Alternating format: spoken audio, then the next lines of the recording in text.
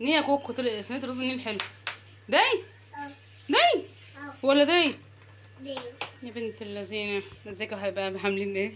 وسوا طيبين بمناسبة مولد النبي. نايم بقى جايين نعمل مسلق عند ماما.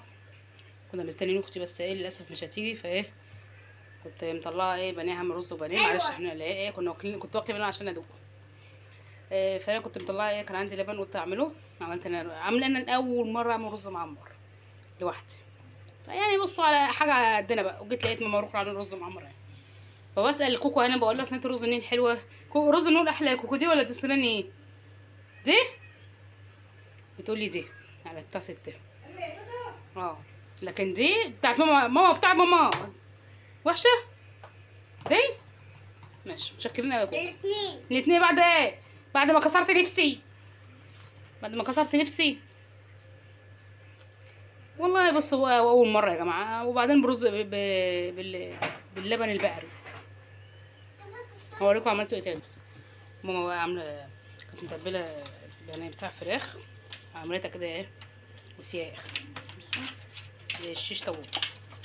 وانا بانيه متبله جوه عينها جوه اهو. شوف بقى نبقى ناكل. وماما كمان عامله لوبيا كمان اهي. بقول لها الرز مين الاحلى بتقولي ده؟ لا الاثنين بعد ايه؟ بعد ايه؟ يلا يا حبايب قلبي اشوفكم بقى كمان شويه. انا بقى يا حبايبي البانيه كنت جايباه متبل اهو. ونزلت جبت بيضتين عشان ما كنتش حاطه له بيض. وصماطه اهو والجزار. ومن هنا حطيت هنا اهو بس ما شاء الله. استنى بقى كده نقلب ارجع تاني. البانيه بقى حمرته اهو. البانيه جميل.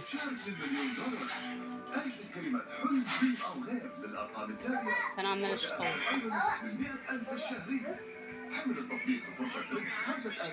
انت اللمبه ده. بابا